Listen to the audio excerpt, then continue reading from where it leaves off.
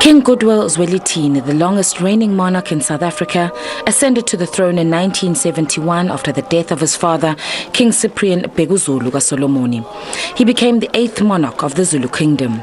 His grandfather, the infamous King Shaka kaSenzangakhona, fought one of the most recognized empires, AmaZulu, on the continent. During his brief reign, more than 100 chiefdoms were brought together to become one kingdom.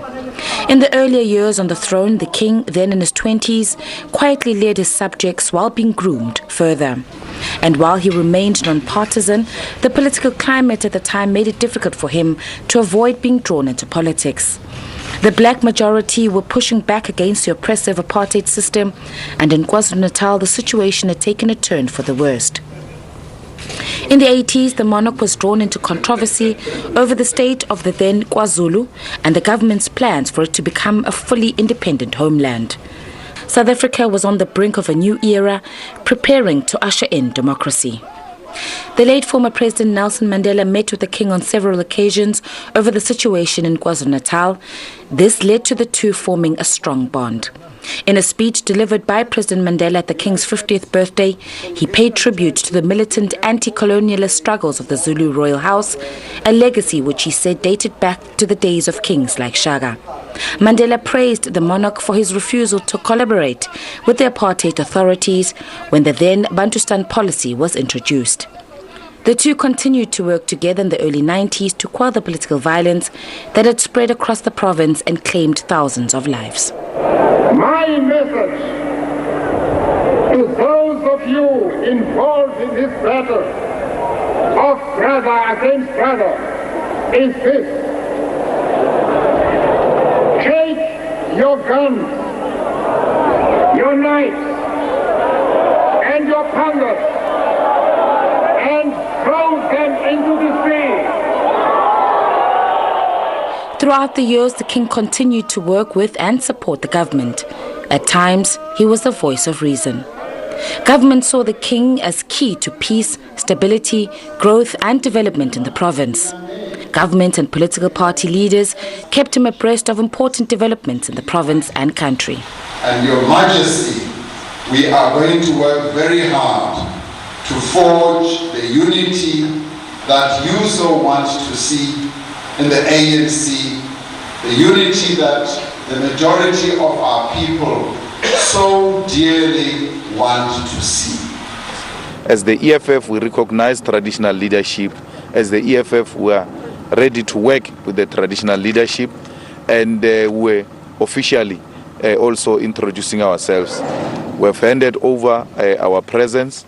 We received a beautiful counseling from the king, because he's not just the king, he's our father, he's our elder. As the custodian of Zulu heritage and culture, some of King Goodwill Zwelithini's biggest milestones were reviving old age traditional ceremonies. He merged cultural norms with the modern way of life. In the early 2000s, when the HIV and AIDS pandemic ravaged the country, KwaZulu-Natal became the epicenter of the disease. Government scrambled to get the situation under control. The king took a leading role in the fight against HIV and AIDS. In 2009, he announced that he would be reviving male circumcision and that he wanted the procedure to be conducted at health facilities. But his main contribution to me, which is a legacy that is known all over the world, where he made a very prominent announcement that the male circumcision revived, but he would like it done medically. Why is he saying that? His Majesty went on to say this culture was taught by our king, King Shaka, 200 years ago, because King Shaka did not want men who were not available to fight the wars of resistance, the dispossession of our land, and therefore he needs all men to be available and ready to fight the wars. He then stopped this culture. Our reigning king then said, we have a new war, a war against HIV and AIDS. And the king went on to say, I'm informed that men, if they are circumcised, have a 50% reduction chance of transmitting a virus from themselves to their partners. The king's decision made global headlines and received commendation from international bodies such as the World Health Organization. We never had a single man or a boy who died through this culture from the time we started in 2010 until in May of 2018, when we announced to our king that we have circumcised 1 million men. But he didn't stop there. He also supported the revival of the controversial practice of virginity testing for young girls and the annual reed dance ceremony where young maidens present reeds to the king as a sign of their purity.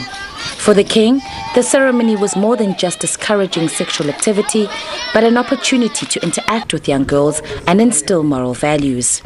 Each year, the event was held with a theme that would address current issues in the country. He provides a platform for them to have a voice. They address His Majesty on that platform. And besides that, it keeps them together. But if we go deep into the purpose and the objective of Umhlanga, Umhlanga is part of moral regeneration. Because when he's there, he addresses them, and he also advises them on how they should live their lives. And besides that, they have a chance to be introduced to Zulu culture. And in keeping the heritage alive, Umkhoswelembe, a traditional event that honors the life and legacy of King Shaka as the founder of the Zulu nation, became an annual commemoration. What he has done, he revived history. You will recall that we have King Shaka's Day, which he started to commemorate Ilembe, Elekamanyamalembe Khalipa, who was the founder of the Zulu nation. And besides that, that commemoration has spread throughout the country. The whole South Africa celebrated 24th of September, and it is through him.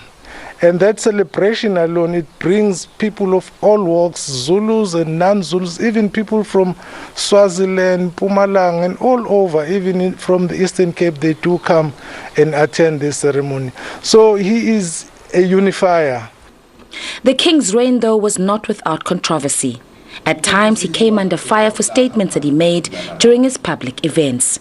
The king was known for speaking his mind.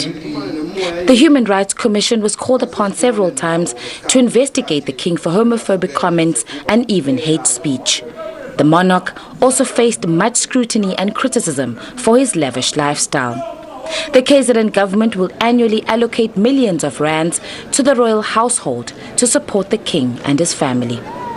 King Goodwill Zwelithini no doubt leaves a lasting legacy. I am Mhlongo, SABC News.